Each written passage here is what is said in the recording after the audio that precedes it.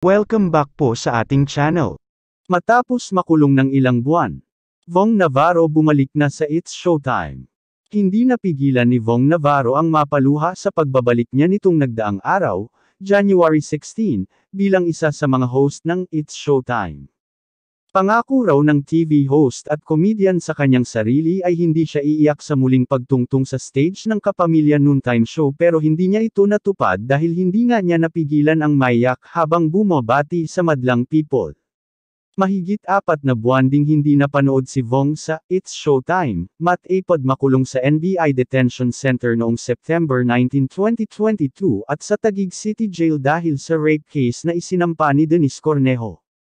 Share ko lang din konti. Pagpasok ko dito sa ABS, sabi ko ayokong umiyak. Kasi ito yung pangalawang bahay ko, Dito, kung anuman ang pinagdaraanan mo sa buhay, tanggap ka rito. Dahil ito yung mga kapatid ko, ito yung pamilya ko. At kasama roon ang madlang people, extension kayo ng pamilya namin. Kaya lang, pagdating ko dito sa backstage, wala talagang bumabagsak talaga siya, simulang pahayag ni Vong.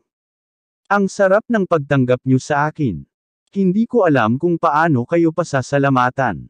Sa mga taong nagdasal, naniwala at hindi ako iniwan, dugtong pa niyang sabi. Hindi pwedeng isa lang dyan, mas mataas. Dapat parehas at pantay. So, kumapit ako sa Panginoon. Kumapit ako sa asawa ko, sa mga anak ko, sa pamilya ko, sa mga kaibigan ko, at sa mga taong nagdarasal at naniniwala sa akin, kaya patuloy akong lumaban na malagpasan yung mga problemang pinagdaraanan ko, sabi pa ni Vong.